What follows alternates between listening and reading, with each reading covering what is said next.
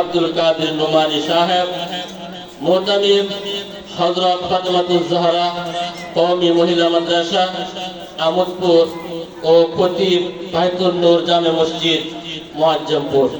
হযরতের বয়ানের পরেই আমাদের বাহিরে দাওয়াতি মেহমান একের পর এক এখানে আলোচনা পেশ করবেন। আমরা ধৈর্য সহকারে ইনশাআল্লাহ সকলে বসি, সকলের আলোচনা শুনে আমরা সকলে বাড়িতে যাব, এর আগে আমরা কেউ কাছে যাব না। আমি হুজুরকে কোরআন ও হাদিসের আলোকে মূল্যবান নসিহত পেশ করার জন্য মাহফিল কমিটির পক্ষ থেকে সবিনয় অনুরোধ জ্ঞাপন করছি।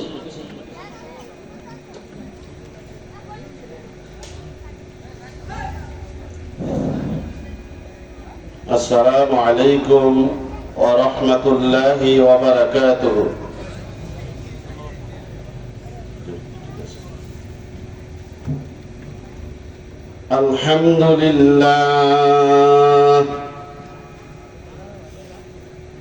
আলহামদুলিল্লাহ নাহমাদুহু ওয়া নাস্তাঈনুহু ওয়া নাস্তাগফিরুহু ونعوذ بالله من شرور أنفسنا من يهده الله فلا مضل له ومن يضلله فلا هادي له ونشهد أن لا إله إلا الله وحده لا شريك له ونشهد أن سيدنا وسندنا وحبيبنا ومولانا محمدا عبده ورسوله الذي أرسله بالحق بشيرا ونذيرا وداعيا إلى الله بإذنه وسراجا منيرا. أما بعد فأعوذ بالله من الشيطان الرجيم. بسم الله الرحمن الرحيم.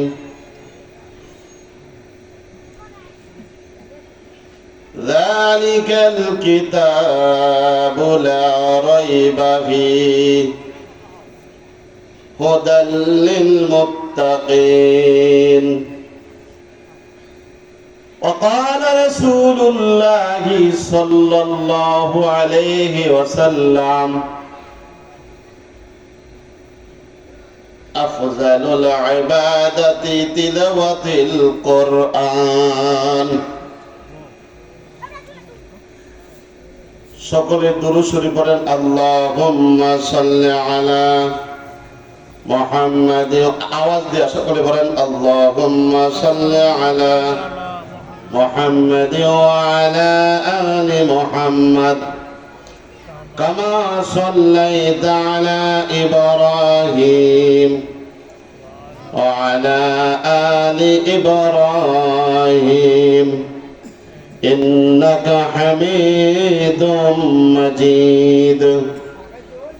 اللهم بارك على محمد وعلى آل محمد كما باركت على إبراهيم وعلى آل إبراهيم إنك حميد مجيد.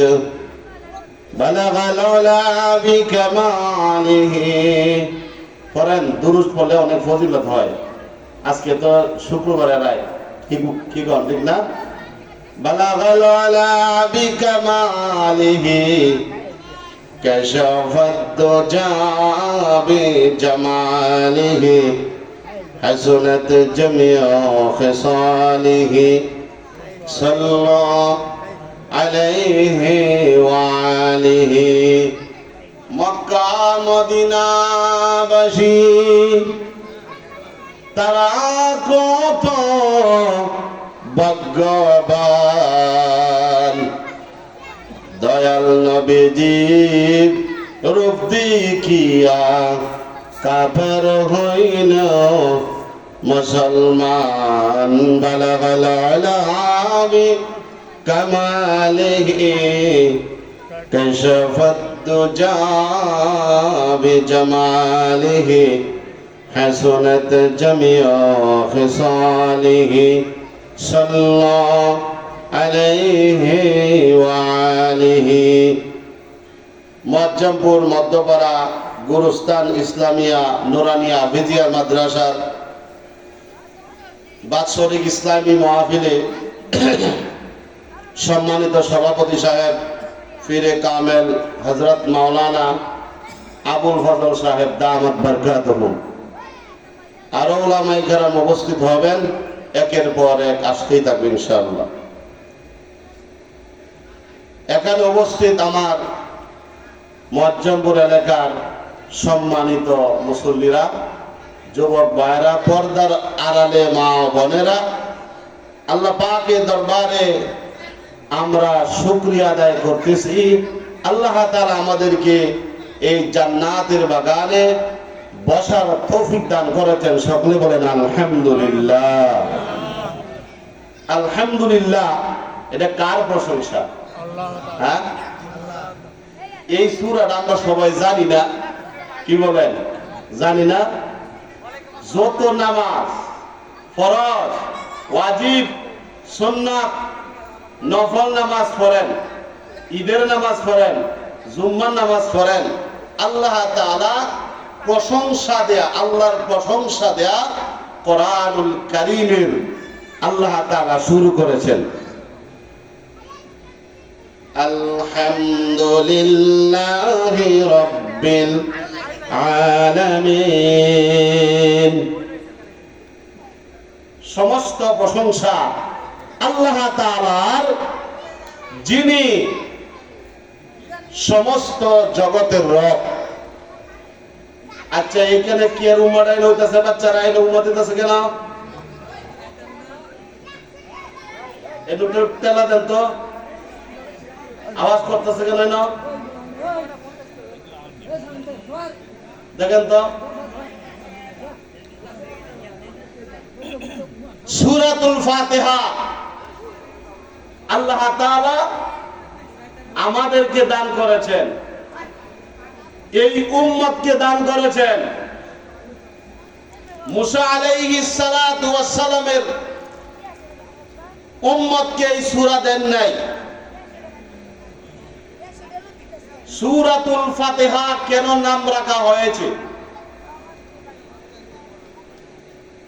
আপনারা সকলেই বসেন, যারা রাস্তাঘাটে আছেন সকলে বসেন। এইভাবে উঠা বসা করলে আর আওয়াজ করলে তো বক্তারা মন খারাপ হয়ে যাবে। কথাগুলি শোনার একটা পরিবেশ লাগে, কি কন? কথা ঠিক কিনা? পরিবেশ যদি না থাকে, বুখারী শরীফের হাদিস আর কোরআন শরীফের আয়াত পড়িয়া বয়ান করলে লাভ নাই। বয়ানের নিয়ম কানুন এগুলি আমাদেরকে জানতে হবে, বুঝতে হবে, আমল করতে হবে। এজন্য সূরাতুল ফাতিহা আল্লাহ তাআলা কোরআনুল কারীমের প্রথম আনছেন, যেন 7 খান আয়াত। কোরআনুল কারীমের মধ্যে কয়খান আয়াত বলেন? আপনারা পড়াইতেছি, যেমন আমি মাদ্রাসা যেমন ছাত্র ছাত্রীরা পড়াই না, ধরেন আপনারা আমার ছাত্র, আমি আপনাদের উস্তাদ। সূরাতুল ফাতিহা, এটার ফাতিহা কেন নাম রাখা হয়েছে? এটার অর্থ প্রারম্ভিক ভূমিকা, উপস্থাপনা, আরম্ভ করা, সূচনা করা। সূরা ফাতিহার অর্থ কি? আমরা অর্থ বুঝি আগে, কি কন? ফাতিহাতুল কিতাব। ফাতিহাতুল কিতাব এটার অর্থ হলো, যারা স্কুলে লেখাপড়া করেন, যারা কলেজে পড়েন, মাদ্রাসায় পড়েন, আপনারা যার উত্তর পত্রের মাঝে প্রথম কি থাকে? ভূমিকা থাকে না?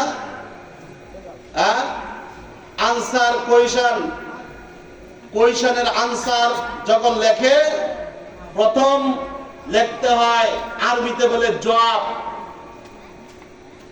আর ইংরেজিতে বলে আনসার, তারপরে বাংলাতে বলে ভূমিকা, উপস্থাপনা, সূচনা, শুরু করা, আরম্ভ করা, বিভিন্ন অর্থে এটা অর্থ করা হয়েছে। তা আমরা একটা নাম তো ভূমিকা, শুরু করা, যেটা আমরা বাংলাতে বুঝি, আঞ্চলিক ভাষায় যদি শুরু করা। সূরা ফাতিহার নাম কি? ফাতিহা। অর্থ কি? শুরু করা। বলেন এর অর্থ কি? শুরু করা। আল্লাহ তাআলা কোরআনুল কারীম শুরু করেছেন, এই জন্য এই সূরার মধ্যে আল্লাহ তাআলা নাম রাখা হয়েছে সূরাতুল ফাতিহা। তাফসীরে জালালাইনের ভিতরে কোন বর্ণনায় আছে 35টা নাম আছে, সূরা ফাতিহার আরো নাম আছে, উম্মুল কোরআন, ফাতিহাতুল কিতাব। উম্মুল কোরআন হচ্ছে কোরআন শরীফের মা, কোরআনের মা সূরাতুল ফাতিহা। এই সূরাটা আমরা সকলে জানি না? আউযু বিল্লাহ, সকলে বলেন আউযু বিল্লাহি মিনাশ শাইতানির রাজিম, বিসমিল্লাহির রাহমানির রহিম, আলহামদুলিল্লাহি রাব্বিল আলামিন, আর-রাহমানির রহিম, মালিকি ইয়াউমিদ্দিন, ইয়্যাকা না'বুদু ওয়া ইয়্যাকা নাস্তাঈন, ইহদিনাস সিরাতাল মুস্তাকিম, সিরাতাল লাযীনা আন'আমতা আলাইহিম গায়রিল মাগদুবি আলাইহিম ওয়ালাদ-দাল্লিন। আমিন। সূরাতুল ফাতিহা এটা হচ্ছে আল্লাহ তাআলার সূরাতুল ফাতিহা। আল্লাহ তাআলা এই উম্মতকে দান করেছেন। নবী করিম সাল্লাল্লাহু আলাইহি সাল্লাম, সকলে বলেন সাল্লাল্লাহু আলাইহি সাল্লাম, মক্কার ময়দান দিয়া, মাঠ দিয়া যখন হাঁটতেছিলেন, তখন আওয়াজ হইতেছে আকাশ থেকে। কথাগুলি শুনেন, আকাশ থেকে আওয়াজ হচ্ছে, দপ দপ শব্দ হচ্ছে। রাসূলুল্লাহ সাল্লাল্লাহু আলাইহি সাল্লাম এই আওয়াজ পায়া উপর দিকে তাকায়, এত বড় আওয়াজ কই থেকে আইলো? এত বড় আওয়াজ কই থেকে আইলো? আল্লাহর নবী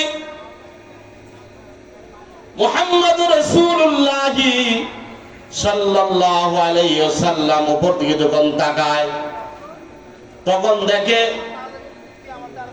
একজনের মাথা আকাশে, পা দুটি জমিনে। তিনি হলেন হযরত জিবরাইল আলাইহিস সালাতু ওয়াস সালাম। আওয়াজ, তার চেহারা এত সুন্দর।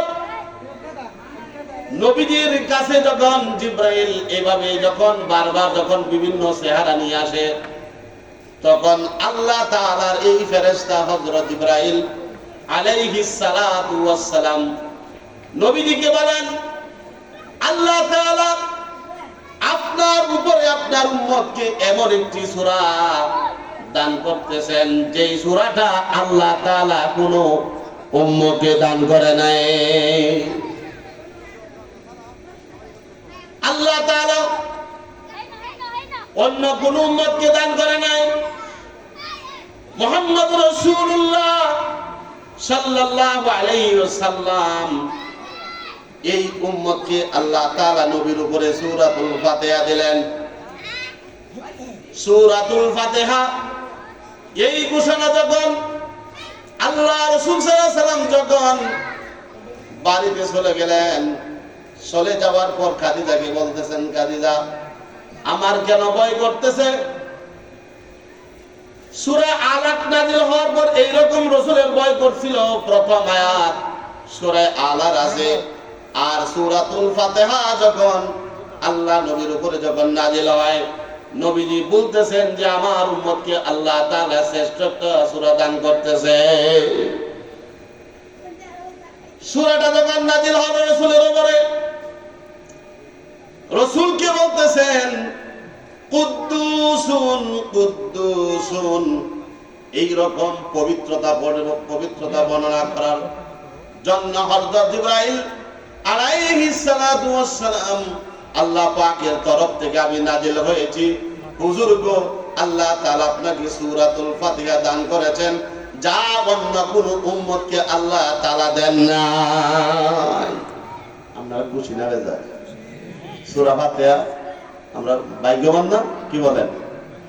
আপনারা দেন, এই নবীর উম্মত আমরা আল্লাহর কাছে কেলা কেলা দরখাস্ত করছিলাম, হাতাঙ্গায় দরখাস্ত করছিলাম আমার এই নবীর উম্মত বানায়ও, হাতাঙ্গায় বলেন।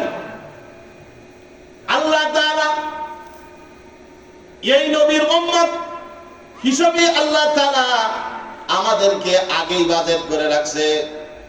হযরত মূসা আলাইহিস সালাতু ওয়াস সালাম তাফসীরের কিতাবে এসেছে, আল্লাহ তাআলা মূসা আলাইহিস সালাতু ওয়াস সালাম ঘটনা যখন বাচ্চাদেরকে পড়ায়, তাফসীরের আনোয়ারুল কোরআন এই কিতাবের মধ্যে এসেছে, মূসা আলাইহিস সালাতু ওয়াস সালাম যখন আল্লাহ তাআলার কাছে বলতেছেন, আল্লাহ গো, আমাকে এই জমানার নবী না বানায়া আখিরি জামানার নবী উম্মত বুঝি বানাইতা, আমরা সৌভাগ্য হয়ে যাইতাম।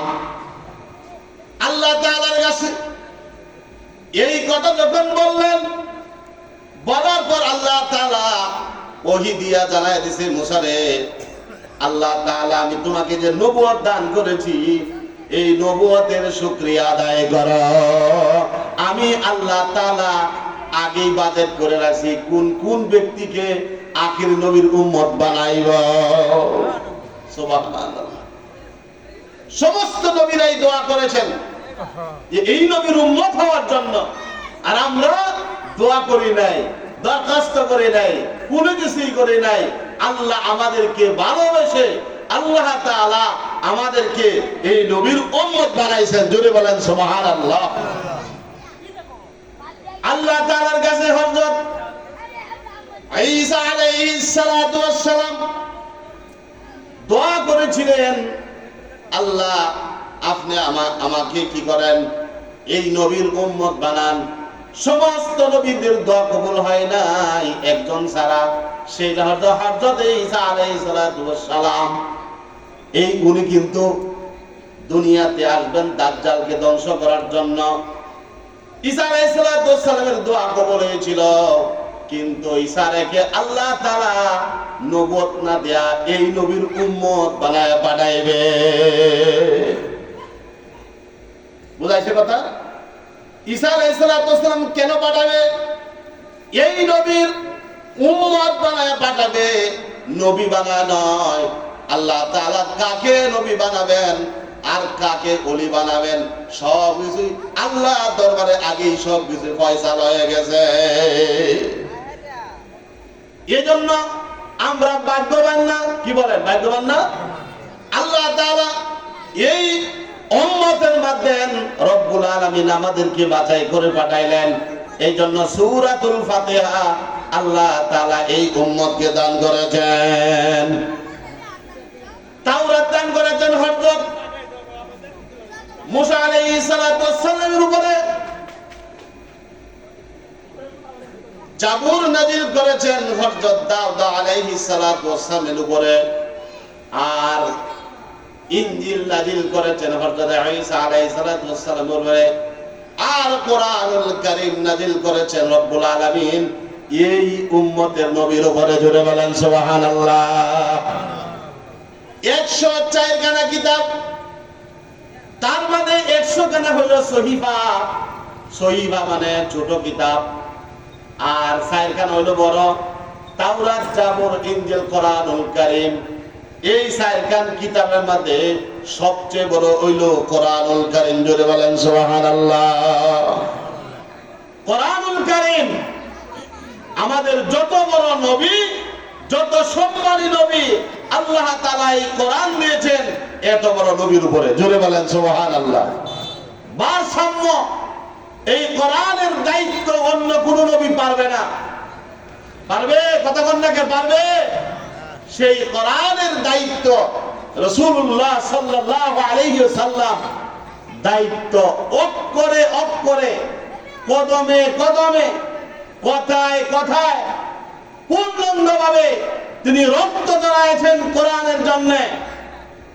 দাঁত মোবারক শহীদ হয়েছেন, শরীর থেকে রক্ত মোবারক ঝরেছে, তবু দাওয়াত তিনি ছেড়ে দেন নাই। ছেড়ে দিয়েছেন? কি বলেন? দাওয়াত ছেড়ে দিয়েছেন? ইসলামের দাওয়াত প্রত্যেক নবীরাই যুগে যুগে আল্লাহ তাআলা আদম থেকে আমাদের নবী পর্যন্ত সকলেই দাওয়াত দিয়েছেন। ইয়া কওমি আবুদুল্লাহ মা লাকুম মিন ইলাহিন গায়রু। হে আমার জাতি, এই বাচ্চা নাকি এই যাওতে সবার নষ্ট করে ফেলেছে বেয়াদবের দল। মাথা জমাইছে না।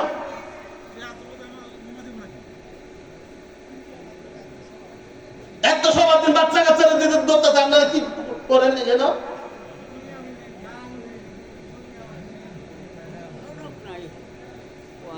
কি বলতেছিলাম দেখেন তো, কত পয়েন্ট ছুটে যায় না।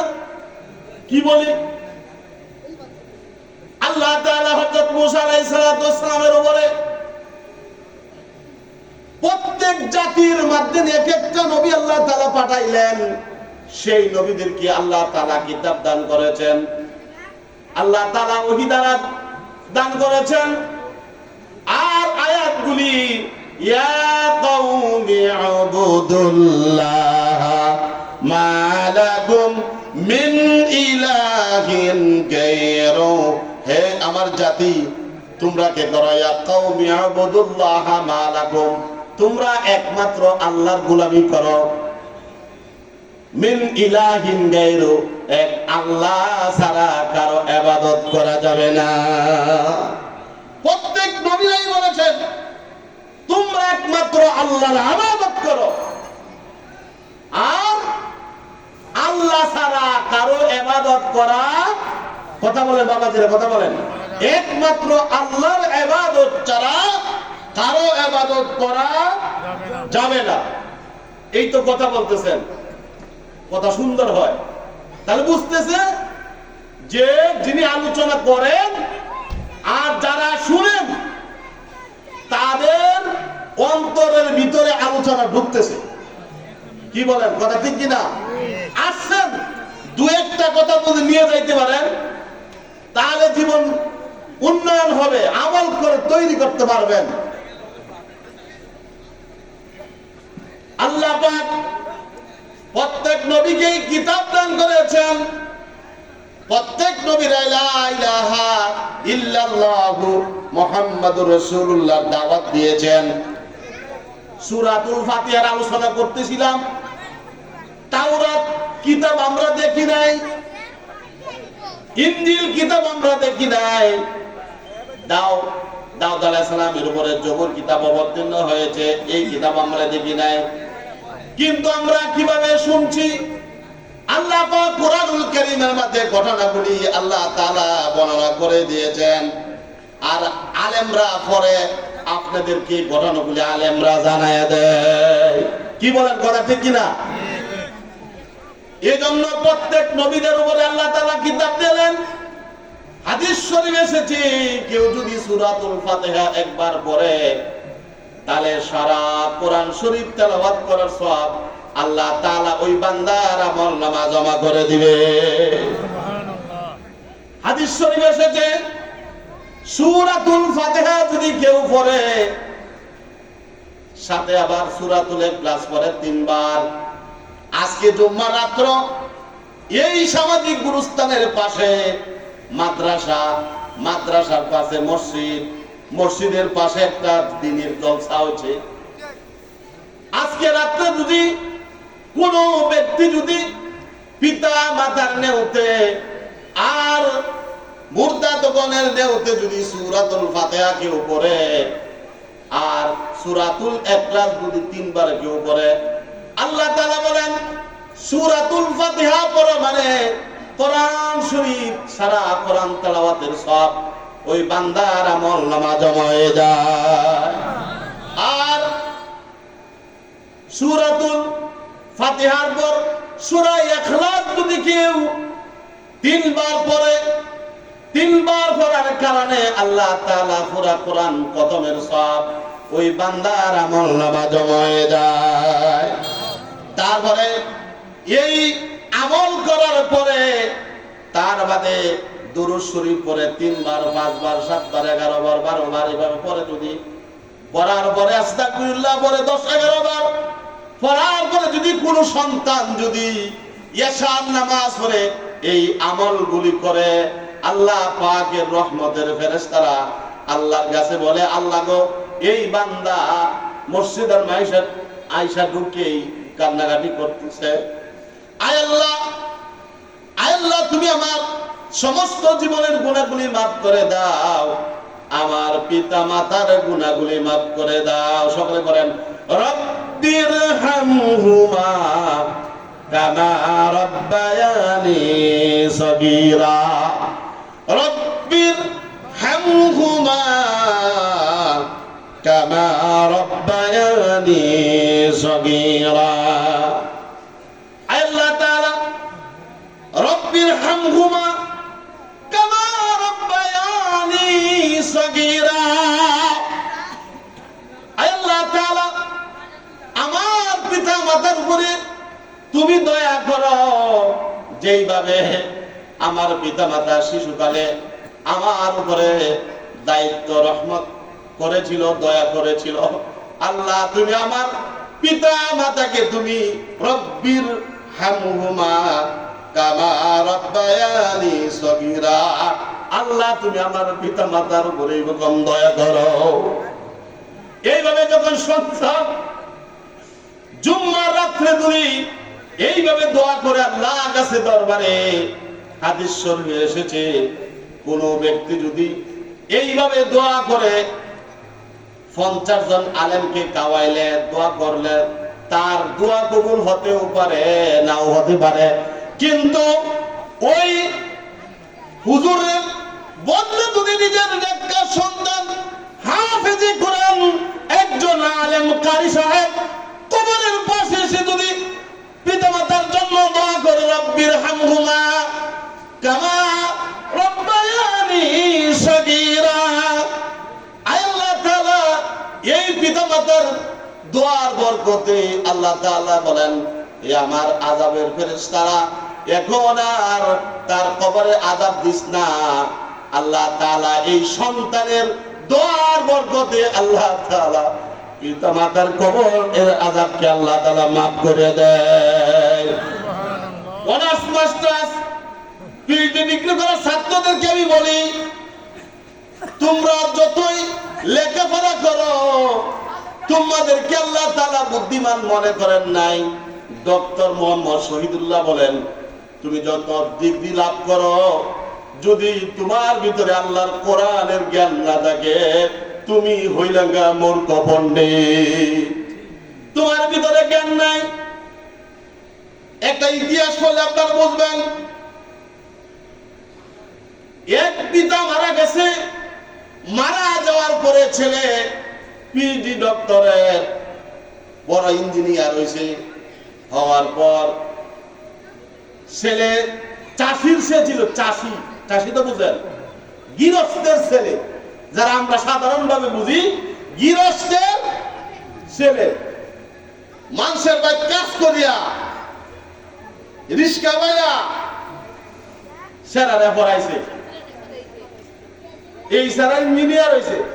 এই বাচ্চারা ভিতর থেকে কথা বলতেছ,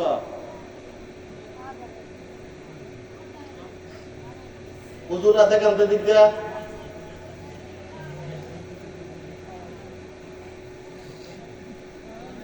কি বলতেছিলাম মনে আছে? তো কথা বয়ান ছুটে রয়েছে, বলেন। গৃহস্থের ছেলে এই তো ওয়াজ এলা বাড়ির লাগা দিতে আপনারা কি করেন? হ্যাঁ, আমার কিন্তু কষ্ট হইতেছে। আপনারা হই হাল্লা না করেছো, আপনার কথা জবাব দিবেন। আমি কোন পর্যন্ত যাই, আলোচনা কোথায় রাখি, আপনারা একটু মনে করে দিবেন। ভালো লাগতেছে না সাইরে দিয়ে হুজুর আয়া হচ্ছে। আমি তো আপনার এলাকার এই প্রতীপ সাপ, প্রতি শুক্রবারে আমার বয়ান শুনেন। কি বলেন? হ্যাঁ, আমরা মনে করবি যে আমাদের প্রতি শুক্রবারে ওয়াজ শোনায়, কিন্তু আজকেটা ভিন্ন। আজকেটা কি কথা বলেন? ভিন্ন। আজ কয়েক রাত ধরে কালে ঘুমা। আমার কথা কষ্ট হইতেছে, বিভিন্ন প্রোগ্রামে যাওয়া লাগে। দোয়া করবেন আপনারা যেন দিনের খেদমত করতে পারে। কি বলতেছিলাম? গৃহস্থের ছেলে ইঞ্জিনিয়ার হয়েছে। ইঞ্জিনিয়ার হওয়ার পর বাবা মারা গেছে। মাইকিং করার পর কালকে মধু সভা করছে, আজকে হুজুর আসছেন। হুজুর এই মসজিদ আমি গুনাহগার, শুক্রবারে জমা পড়াই।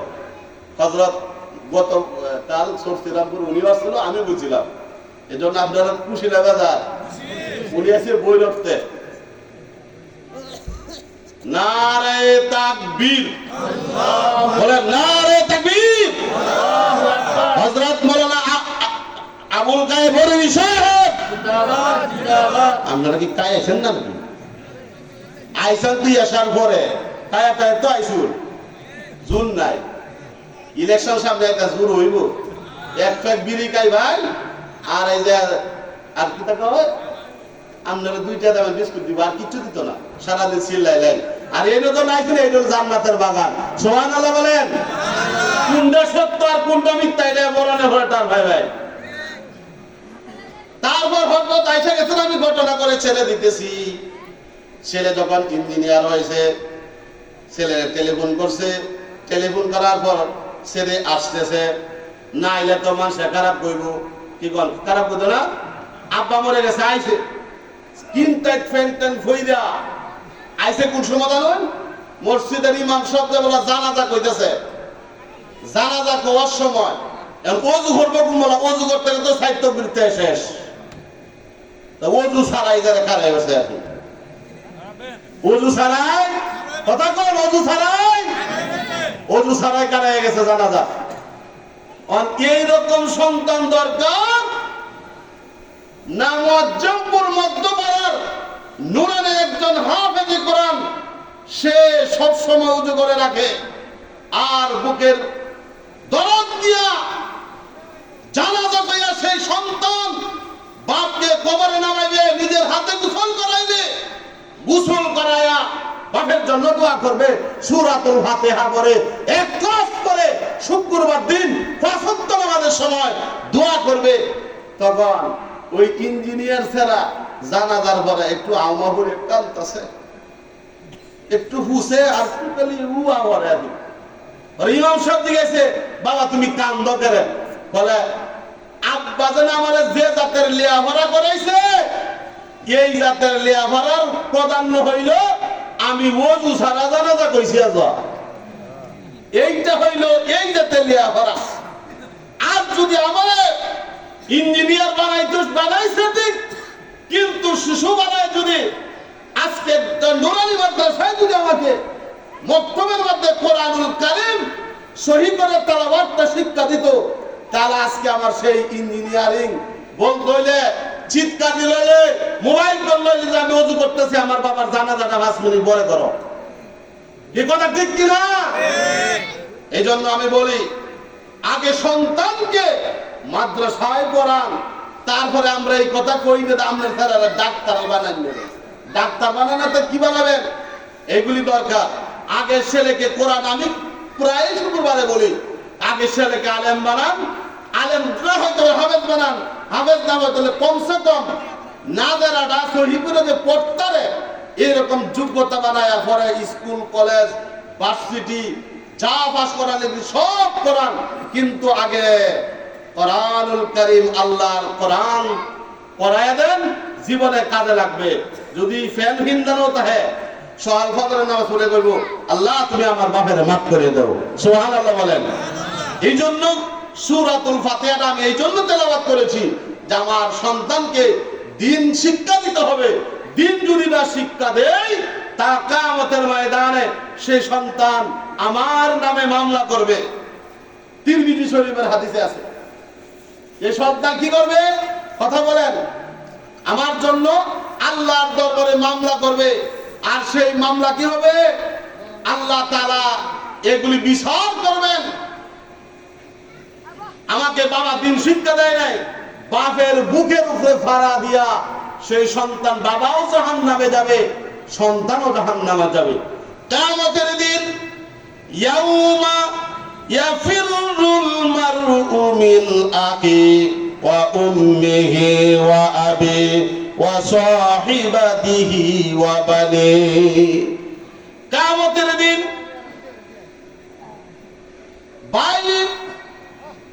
ভাইয়ের কাছ থেকে পলায়ন করবে। কিয়ামতের দিন, সেই দিন বাপ সন্তানকে চিনবে না, ভাই ভাইকে চিনবে না। বড় ভাই কত কাজ করে খাওয়ায়, বড়টার আগে বিদেশ পাঠায়, পাঠানি পরে লাখ লাখ টাকা। কয়েকদিন আগে একটা খবর শুনছি, বড় বাইরে বিদেশ দিছে, ইতালি দিছে। ইতালি দেওয়ার পর কোটি কোটি টাকা দিছে। ঢাকা বনানীতে বাসা করছে একটা 10 তলা, আরেকটা করছে 5 তলা। 5 তলা দিছে মারে লেখিয়া, আর 10 তলা দিছে বউর লেখিয়া। পরে যখন ওই লোকটা আবার ইতালির থেকে আসলো, আসার পর ওই বাসার মাঝে তারা জায়গা দেয় না, বউ জায়গা দেয় না, মাও জায়গা দেয় না। কারণ কি জানো, লোক, দুনিয়া লোক, দুনিয়া লোক, দুনিয়া লোক জায়গা দেয় না। ওই লোকটা 3 মাস হোটেলে থাকছে, আর কাঁদতেছে, আর বলতেছি এই বাসা তো তোমার না, কারণ যিনি টাকা দিলেন সে কিন্তু মালিক না। বড় 10 টাকা দিল বউর লেখিয়া, বউ কিন্তু এই টাকা পায়া আরেক বেটার লগে বিয়া বডি হয়ে গেছে, কাম হয়ে গেছে। দুনিয়াটা ছিলেন নিয়া মা কইতেছে এই বাড়ি তোর না, শুধু ছাড়া রেখে দিয়েছে, 5 টাকাটা শুধু ছাড়া রেখে দিয়েছে। লাস্টে কয়ে গেছেন যা যা আমার টাকা দিয়া তোরা, মা আমার সাথে বেইমানি করলো, আর ছোট ভাই আমার সাথে বেইমানি করলো। করার পর বলতেছেন যা, আর তোরা যে আমার সাথে বেইমানি করলে কিয়ামতের ময়দানে আল্লাহর দরবারে জবাবদিহি করতে হবে। ইয়াউমা ইয়াফিরুল মারউ মিন আখি, আখি মানে ভাই। কিয়ামতের দিন ভাই ভাই থেকে পলায়ন করবে। এটা ঘটনা আনলাম। দুনিয়ার মধ্যে ভাইকে ভাই চিনে না, হাসরের ময়দানে বাপ বা সন্তানকে চিনবে না, মা সন্তানকে চিনবে না। ওয়া উম্মিহি ওয়া আবি, উম্মি মানে মা, মাও চিনবে না, বাবাও চিনবে না। ওয়া সাহিবাতি, তোমার আদরের 3 কথার সাথেও তোমার চিনতো না। ওয়া বানি, তোমার সন্তান সন্ততি মরা চিনতো না। সবাই পলায়ন করবে, কেউ কার আপন হবে না। আর ওই লোকটা বললেন আমি তোদের দ্বারস্থ হব না, আমার অন যে টাকা আছে, আমার কাছে যে ব্যাংক ব্যালেন্স আছে, এটা 10 টাকা আমি 5 টাকা করতাম, তোরা লিয়া জায়গা। কিন্তু এইরকম তাদেরকে আমি পরীক্ষা করলাম, কিন্তু আমার সাথে বেঈমানি করলে এইরকম শত শত ঘটনা হইতেছে কিনা, কথা ঠিক কিনা বলেন? এই জন্য আল্লাহ তাআলা আমাদেরকে এই কথাগুলি উপরে আমল করার তৌফিক দান। সকলে বলেন আমিন। ওয়া আখিরি দাওয়ানা আনিল হামদুলিল্লাহি রাব্বিল আলামিন। আসসালামু আলাইকুম ওয়া রাহমাতুল্লাহি তাআলা ওয়া বারাকাতুহু।